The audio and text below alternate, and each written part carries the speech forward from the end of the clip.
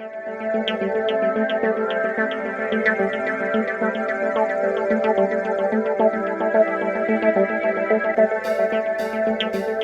afternoon, everyone. What I'm going to tell you a little bit about is the lean journey for Alcoa Fjarðaál. Actually, I will start by telling you a little bit about the environment for the aluminium industry and therefore what is the driver behind our lean initiatives. I will also be talking about the transition to lean at Alcoa with the introduction of the Alcoa Business System. And lastly, our journey at Fjarðaál as a greenfield project started in a fisherman's village of 700 people on the east coast of Iceland, or basically on the edge of the world. I will try to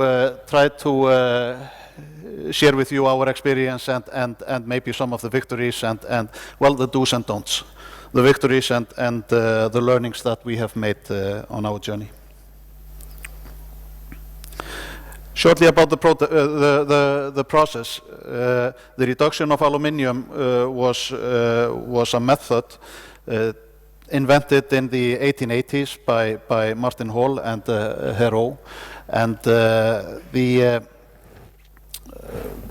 principles of the process are the same 120 years later.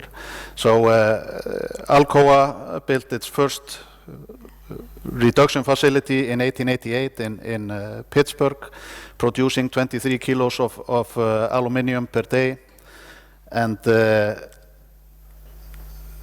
since that time, well, the energy consumption was 130 megawatts per hour. Since that time, the process is basically the same, the electrolysis process, but it has been scaled up, obviously. The industry has been evolving for 125 years or so. We have seen incremental changes over time, changes on control, changes on efficiency, on material consumption, on environmental impact, improvements on safety, etc. Fjarðaál produces 350,000 metric tons of aluminium per year. It was started in 2007. We employ about 480 people, employees today, but besides that, our operations require 300 subcontractors on a daily basis. So basically, the manpower needed on a daily basis at the plant is roughly 800 employees.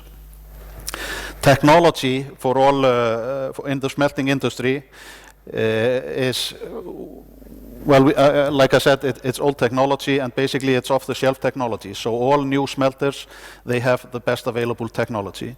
Actually, the pot technology that we are using is a Rio Tinto technology.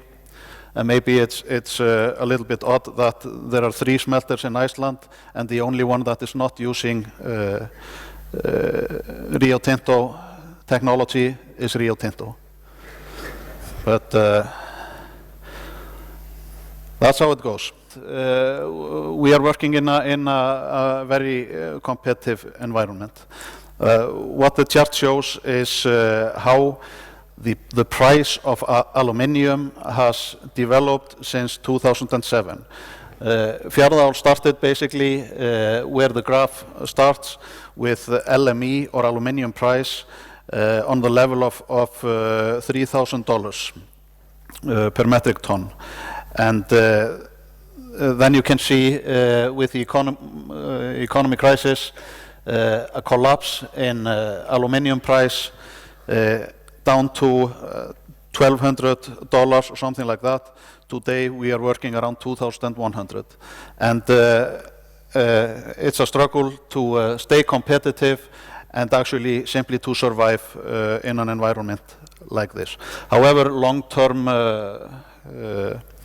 forecast is good for the aluminum industry, and we will see gradually increase in aluminum prices, I assume. The cost curve is something that we have daily on our table. Actually, I showed two cost curves here. There has been a change, a shift upwards in the cost curve in 5 years, between 2005 and 2010, where it basically shows the cost of aluminium produced. So energy prices like carbon, like oil, is driving the cost up. All new investments in the aluminium industry, the new smelters, for instance, in the Middle East, they position themselves very low on the cost curve.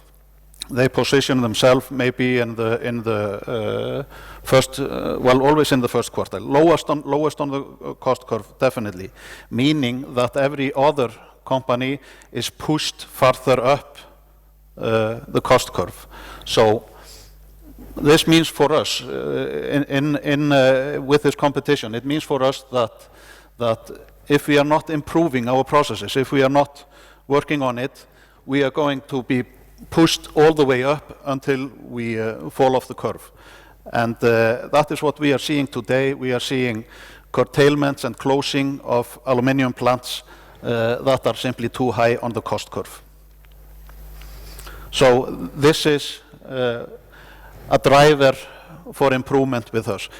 We are not seeing big transitions in technology. Like I say, we have to improve continuously to stay where we want to be on the cost curve. And Alcoa has actually targeted to be in the lowest quartile. Fjarðaál today is among the lowest 15%, or something like that, 1.5.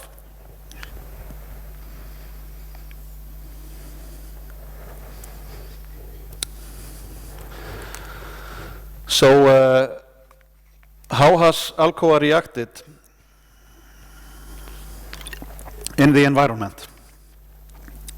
In the 80s and 90s, Alcoa grew through acquisitions of various companies with different systems, different cultures, and an effort was, the management realized an effort was needed to manage the organization in one direction.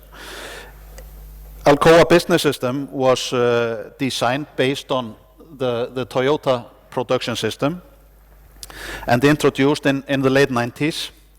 The principles of ABS lie in what we call the rules in use. They are make to use, eliminate waste, and people linchpin the system. The last one, people linchpin the system, is mentioned by all the speakers here today, to engage the people. It is the people that make out the system. The system is not on paper, the system is the people. So that's very important. At the same time as Alcoa Business System was introduced, new values for the company were introduced, and the values, they support ABS, and ABS supports the values. The new values, they are about integrity, about environment, health and safety, about the customer, about operational excellence, about people, profitability, and accountability. So we can say that for instance, values about customer focus enables eliminating waste, operational excellence, and people linchpinning the system, etc. So there's good relationship between the two. There's the ABS temple, somewhat a familiar sight to those that are engaged in lean. ABS introduces 8 stability tools. They are listed there. It is A3 thinking and DI. I will describe DI better later. It's about standardized work, daily management systems, practical problem solving, employee suggestion system, process management, autonomous maintenance, and 5S, and Kaizen. The 8 stability tools are not the system, but we deploy the tools to implement the system. They are the 8. They help us implementing the right culture for the system. I wish to stress that what I've said, that the ABS system, it's not entirely about the tools. It's more about mentality and how we approach our work. ABS is also a very big safety factor. Standardized work and an orderly workplace is essential. And in an aluminium smelter, we have, I'm not going to say it's a dangerous workplace, but there are hazards there. But if we apply standardized work, we eliminate the hazard and we create a safe workplace. And this is very important in the targets there, in the target condition, which is about being best in safety, highest quality, short lead time, low cost, high morale.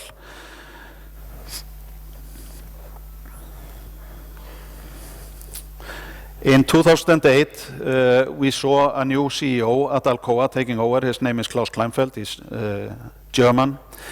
And he and his team, they somewhat refocused ABS or set a new direction for ABS. And this pictures that. It's about developing what they called, or what we call a T-profile, addressing all business levels. It's going broad, meaning that we want to address all business level in the organization. It's not just about the production. It's about going deep to enhance the production system, to drive the metrics, to benchmark performance, and deliver results. I can tell you that when this was introduced, all the lean geeks at Alcoa panicked. What are they doing? I make Kaizens and 5S. I don't make money. Are they going to commercialize it? But I think when the dust settled, it all turned out well in the end. It was simply a reminder that ABS is an enabler for performance. And of course, money is important. Dollar result is important. So for me, it was good, and I don't see any problems with it. There is still very good commitment, top-down commitment on ABS from the CEO, from the top management. ABS is our management system. It's like an umbrella for all other management systems that we may employ. An important feature there is for instance, to measure the results and not the activities. So always to focus on the result, and that is how we try to put up our metrics.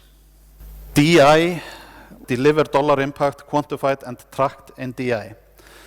DI is a management system under the umbrella of ABS that is well measuring the dollar impact of an improvement.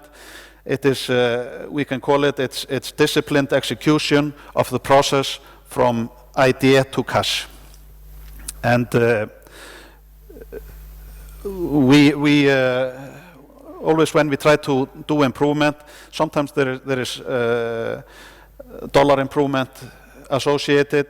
Then we establish a DI project, and it runs through the stages of DI in the execution, making sure that we deliver on the results. I can say, always when we have a Kaizen event, we try to attach a DI project to it to measure and deliver the dollar impact. We don't do it always. It's not running what we do, but after it's been deployed now for 3 years, maybe in the beginning it shot a little bit over the bar. I'm sure that I can say that in the beginning the DI system created more waste than it did value, because there was so much emphasis on it. Everyone was creating DIs and counting the number of DIs, so it was a lot of paper, but it has been focused now, and it is doing what it is expected to do. It's a follow-up that we make dollar impact with our improvement.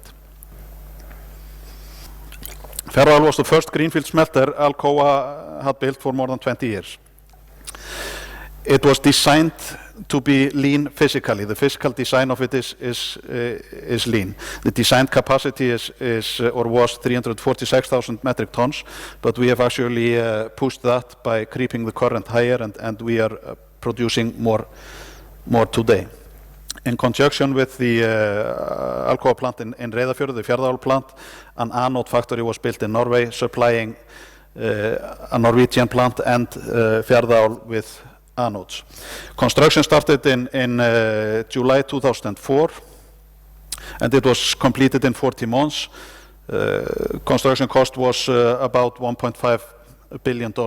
I think we were very proud that during the construction period there were no serious injuries, but with a lot of man hours there. I think about 2,000 employees working on the construction most of the time.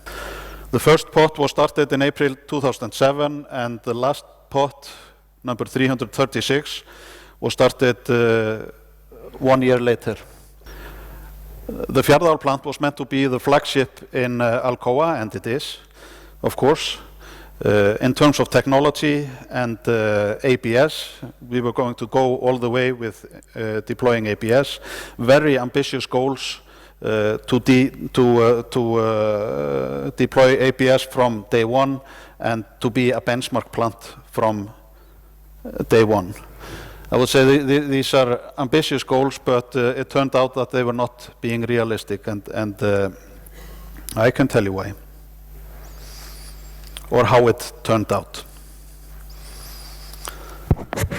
The physical design I mentioned was very lean. For instance, in our cast house, the capacity is almost fully utilized. It means that we have to have equipment efficiency that is very high, that we must run on OEE, overall equipment efficiency, that is about or above 80%.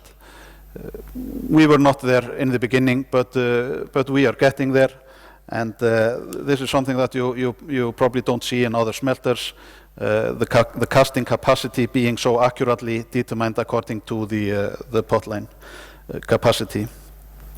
The environment in Iceland at the time of design for the smelter, or at time of decision, was the environmental cost was high. Employee or salary cost and transportation, being located here in the middle of the Atlantic, means that transporting alumina and transporting the finished goods to and from the plant is expensive.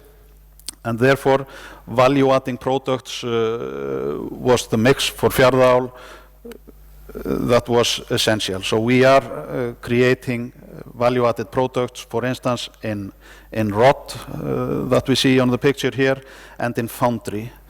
Foundry foundry ingots is products where you mix metal alloys with the aluminium, and it is being used in the car industry, for instance. It's about strengthening the metal, basically.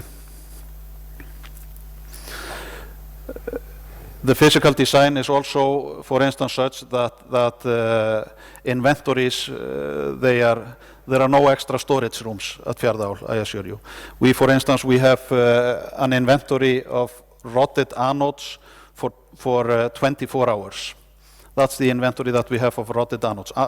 Rotted anodes are the carbon chunks that you put into the pots, 40 in each pot. There are 40 times 336 anodes. They are exchanged, they last for 25 days each. So anode changing is one of the big procedures in the pot rooms. We have 24 hours in inventory of rotted anodes. We also try to be as lean on alumina as we can. Alumina and carbon, which is in the anodes, they are the two biggest, and we can say power. Those are the three biggest ingredients making out our cost. In general, we use subcontracting. I mentioned that we have 300 subcontractors working on a daily basis at the smelter, and it is part of our social strategy to build up subcontractors in the area. They are providing service to the community as well as to the plant. And it is also a business strategy that we have subcontractors doing work that we have no expertise in. We, for instance, we are subcontracting all our inventory management and purchasing activities to another company. We are subcontracting a lot of maintenance work, for instance. Production is our core business, so what we have is production and the governing and enabling processes for production. Logistics in the plant, they are such that molten metal is moved from the pot room to the cast house, and in the cast house the finished product is sinks or is sunk through the floor to the basement, and there we have delivered it to the shipper. Actually, normally you would have a layout for a plant where the cast house is adjacent or hooked up with the pot line, but this is a different approach. The cast house is the building that you see closest to the harbor, and this means that we drive the molten metal from the pot room to the cast house, and we deliver it in the basement, and it goes directly into containers.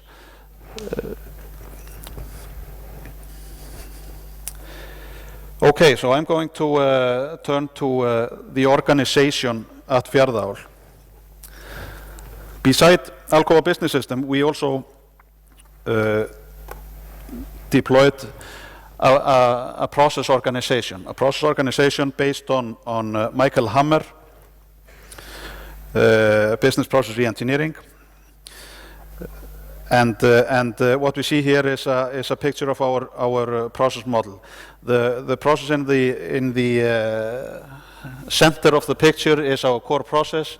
It is filling orders, receive and prepare materials. This is the carbon materials, the alumina, producing the metal, the electrolysis process in the pot rooms, transforming metal. This is basically freezing the metal in the cast house and delivering the products. So this is our value-adding process, and what we have around it is the enabling and governing processes.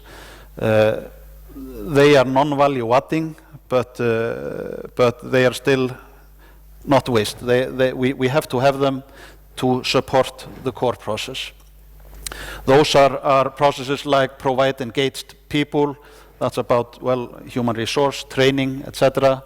Provide outside products and services, that procurement, information technology, ensure reliable plant, that's reliability and maintenance, very important. That's a very big in manpower process. Relate to community, ensure health and safety, protect environment, and control finance. So these are our governing and enabling processes. The blue process that surrounds all the others, that is a special process that we call do the things right, or get things done right. That's about measure and improve. That's about provide effective processes, develop plans and priority. So this is where our ABS specialists, they work in this process, helping everyone else to deploy ABS, process design, etc. And what we have as a platform or base for all our process model is our values that I have mentioned earlier, surrounding the whole image.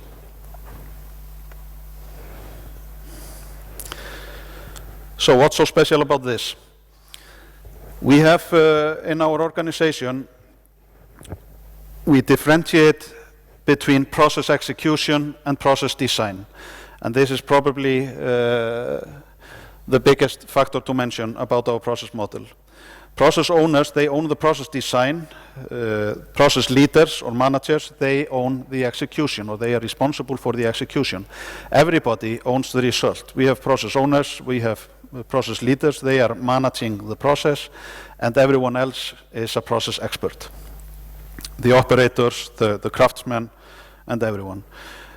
The role of the process owner is process design and redesign, and ABS deployment. They are sort of a change agent in our organization.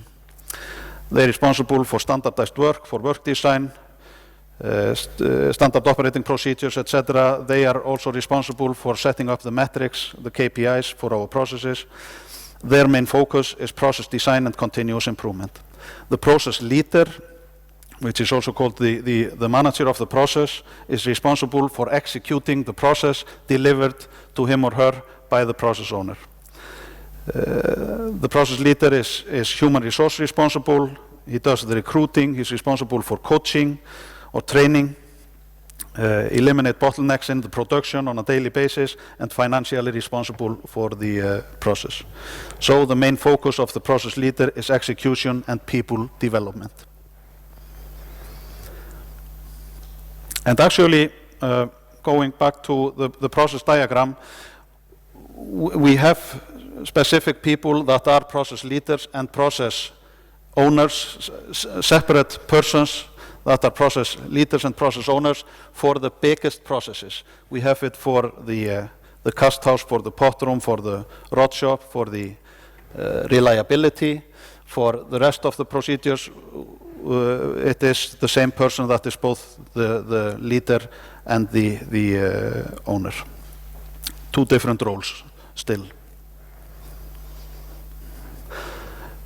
Our management teams, we can say that we have two management teams. They are the management team that consists of the managers, and then it is the process council that consists of the managers or the process leaders and the process owners.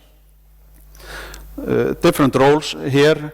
We can say that if Fjarðaál was a democracy, the process council would be the parliament. It's setting the legislation.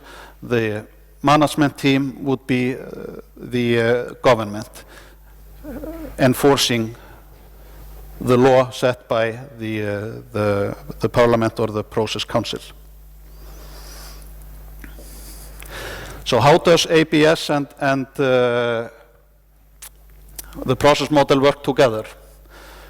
I think that Brenton, I can connect to that by, he was talking about enhancements versus transformations. So how we see it is that we do continuous improvement, we improve continuously and gradually or incrementally with continuous improvement, and then we do a process redesign according to Hammer or our process model, and then we have a big step of improvement with the redesign.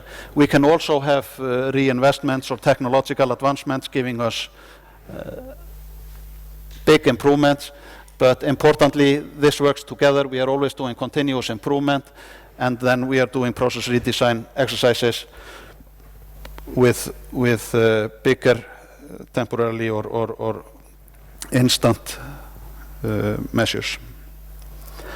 When I try to describe what is the process organization or what is a process to our people, what's the difference between a process and a department?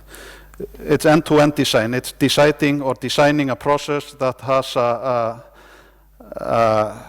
that has a good overview over an understandable tasks, or that has a well-defined beginning, a well-defined end, and the input is defined, the output is defined, and what you want to do with the input to create value to the customer as the output.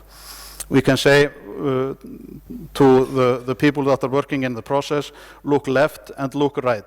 Think about the job before you and think about the job after you, the customer. So it's the totality of the work that creates value for the customer. Multi-skilled employees are very important in a process diagram. The process, everyone is a process expert. Everyone that works in the process is a process expert. It can be whatever employee, an operator or an engineer.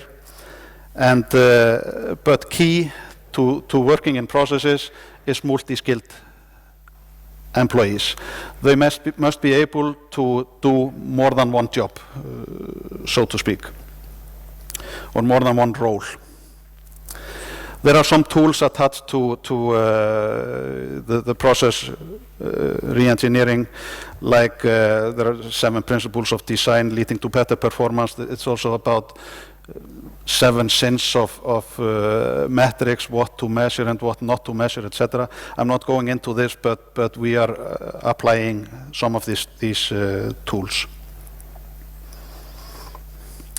Importantly, maybe about the metrics is to connect the performance of the process always to the business performance. We have a well-defined business target for the business performance.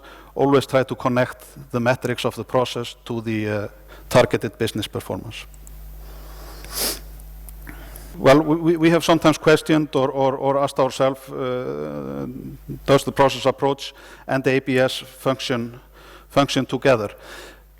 One of the things I want to mention is that okay, we have different job titles in the process organization. We don't have supervisors, we have coaches. We have process owners. These are not familiar job titles to everyone, but are they simply new names on roles that everyone else has in their organization? Really, it doesn't matter. What is important here is that it creates a new understanding. It's about the mentality. So I would say the new job titles, they are important because it means we are different. We want to think differently. We want to have another mentality about our work. So this is definitely important, and I would even say that it's one of the key drivers in our success in ABS deployment. Some of the same principles are applied in Lean or ABS and with the process redesign. What we can call, or what we usually call a redesign exercise, someone else would call a process Kaizen. A value stream map may be depicted on both occasions and similar principles. Now, we've been 5 years into operation, and during our startup we have had a lot of deviations. During the startup period, it was simply about getting things up and running, and we deviated from our process diagram or process organization. But I would say that today, or the last couple of years, we are coming back to our design and trying to do the things right. We are looking for solutions in our process diagram and in our process organization, and this is very important. I've been mentioning the process diagram. I don't think that the process diagram is important, but the mentality about it is important. Being true to our design and solving problems by looking into the design. The problems we encounter, they are not always execution. They can be that the process has a faulty design. So we never get a better result out of a process than its design allows. So designing the process right or looking for problems in the design, this is very important. We can also say that the process design supports key elements of ABS, like make to use by putting customer focus in the process and eliminating waste by looking into flow, etc. Well, has it been successful? How has the journey been so far with Fjarðaál? Have we had any success with ABS and our process model? I can mention a few success factors, and I can also mention a few learnings. Learnings is a polite word for mistakes, if you didn't get that. But our success factors, for instance, is that we have definitely in our plant a change mentality. We have engagement by all the employees. They are engaged into change activities. They participate. Everyone participates in Kaizen events. We have a suggestion system that is very active and responsive. So we have a change culture. And actually, our employees, they complain more about if they do not get the opportunity to take part in change rather than that things are always changing. So this is a fact, and I think this is a very positive sign. Everyone wants to participate in changing the workplace. I mentioned the new job titles. It's about new understanding. It's about, well, not only the job titles, also the whole vocabulary, and it has also been mentioned earlier here today that we speak the same language at the plant. Everyone at the plant knows what equipment wellness means. I mean, I can mention and all the three-letter briefs, etc. There's a common language which is important. It was new, it had to be trained, it had to be learned, but this creates a common understanding and a new mentality at the plant. What I think we have succeeded well also is A3 thinking. It's about knowing where you are to get where you are going. We employ A3 as a tools, well, both in our strategy work. We have a plant A3 for every year. We have a process A3 that measures up to the plant A3, and we have project A3s that measure up to the process A3s. But the sheet itself, one more time, the tool is not the important thing. It's to getting the A3 thinking right. We have a hypothesis or a business case for a problem we encounter. We realize what the current condition is. We define what we want the target condition to be, and we have a task list of how to get from the current condition to the target condition. This is a discipline in problem solving. So everyone knows A3, and this is something that we have had success with. Problem solving to the root and acknowledge design faults. We are using DMS as a problem solving event, so to speak. We have the standard in the DMS. If we deviate from the standard, we have to solve a problem. We may do it. We have some rules about it. If we are, 3 days in a row in a red zone, we open a problem-solving sheet, etc. So this is actually one of the tools that we have implemented and not had success with. We have tried again and again. It has been a learning curve. 5S is one of the foundations for further work with Lean, definitely. I would recommend to everyone that was going to implement Lean to start with 5S. It sets the course for all employees. It's the right mindset. It's about having an orderly workplace, having only what you need, where you need. And for us, it has worked well. I would say that everyone that visits our plant should notice that housekeeping is good at our plant, and we have an orderly workplace. We have our tools in the right place, etc. An aluminium plant rod shop does not look like a living room, but still it's very orderly, and it's relatively clean compared to rod shops. Training focus. We have had a great training focus. So every employee that starts with the company starts on a training course for 3 weeks, and then we are continuously training. We adopt a coaching culture. Like I said, we have coaches with our production teams. We don't have supervisors. They are coaches, and we have a coaching culture, and then we do training continuously for both operators and all employees. And we have top-down commitment from our management, and this obviously is very important for everyone that wants to deploy Lean. So what learnings, what could we have done better? We were designed to be a benchmark plant from day one. This is not possible. we needed a roadmap on how to get there. We have had a startup period, a very rough startup period, deviated from our process design. The focus was to get things up and going.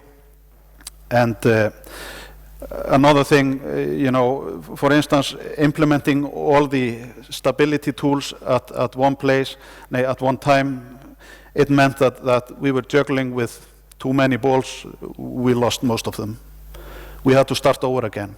So I can also ask myself, was it a mistake? Probably not a mistake. It was learning. And implementing this, getting it right, this is simply learning by doing. And I think that looking back, a lot of things we could have done differently or better, but this was learning by doing, and this is how it goes. Today we are in a good shape. This is 5 years after the plant starts. We were definitely not benchmark day one, but today we are pretty close. Project management. We are not lacking good suggestions. We have a good suggestion system, and the tendency is to say yes to all good suggestions. And so we are very good at starting good projects, but we have not been as effective in finishing them.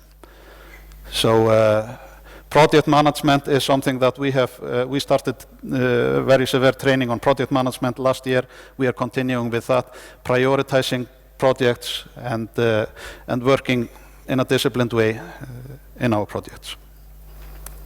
A few examples.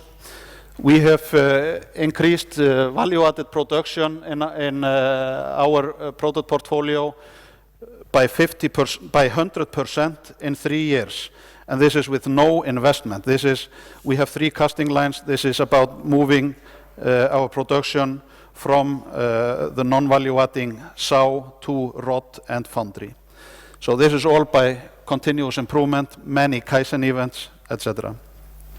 We have been able to decrease fluoride emission and anode effect from our plant. We have increased production but decreased emission. This is also continuous improvement. Decreased the number of safety incidents, continuous improvement. Metal tapping compliance. This is tapping metal from the pots and taking them on time to the casting lines. Great improvements there, very important not to have the casting machines standing idle, etc. We have also been able to decrease working capital in finished products. This was a continuous improvement work, and actually we have a program called Alcoa Impact Awards, and this was a project that got Alcoa Impact Awards for last year. And maybe you note that this is very much about money. So that was the one that went away with the award.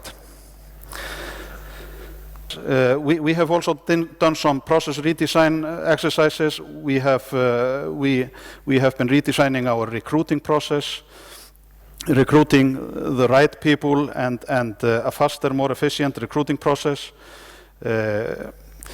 We are repairing anode stems. They are the ones that are holding up the anodes. We are repairing anode stems for $2 million every year. We redesigned the process for anode stems, reduced the number of people involved, having more multi-skill in it, and got very good results there. We redesigned our purchasing process in the same way, but we have also seen those are all objective results that we can measure and keep track on. We have also subjective improvements. We have a visible, transparent plant with DMS. This is about, we have a very active suggestion system. I would say this is value for the employee, for instance, for employee satisfaction and participation as a whole. This is from our central workshop. I would challenge everyone to find a more orderly workshop whole of Europe. They have been doing extremely well, taken 5S very seriously, and it is a very safe workplace. They have not had safety incident for 3 years now. Some pictures from a Kaizen to improve anode changing. I described that earlier. I'm about to finish my time. Only 2 slides left. I want to mention this. An employee might ask, what's in it for me? And to motivate continuous improvement and process redesign, you have to have some award system. At our plant, 0 to 30% of the monthly salary is performance pay. Normal or average performance would be 15% on top of the salary. Above 15% is overachievement, underachievement for less than 15%. And this is actually the dashboard for the performance pay for April this year, showing the metrics. They are visible every time. They are about, well, human behavior is a safety program. They are about housekeeping, operating or standard operating audits, safety, customer, metal tapping, production of rotted anodes, pot tenting, anode effect, number of DIs or the amount of DIs, etc. So performance pay is also important in the process organization. Finally, we still have a long way to go. We can improve, obviously, forever on, but I think we have been quite successful. One of the things that we are working on now is that we are introducing autonomous teams or taking that very, very seriously. We are going to implement autonomous teams in our rod shop, and then we will go through all of the production. This is going to increase employee engagement even further. This is going to decrease cost in management in the long run. We will be looking into our work design. We have a more stable plant, a more reliable plant than we had 3 years ago. We have less employee turnover, so we are in better shape now to look into our work design. Can we have fewer people or fewer resources on this process and improve even further? And we will be revisiting the process model this year as a whole to see if we have got it right or if we can do some improvements there. Well, like Peter said, he visited our plant. He is a software geek, and they are usually pretty cool. You know, it's more sexy to be a software engineer than to work at an aluminum plant. But like he said, when he said goodbye, he said he never imagined that an aluminum smelter could be so cool. And I agree with him. I think we're pretty cool. So.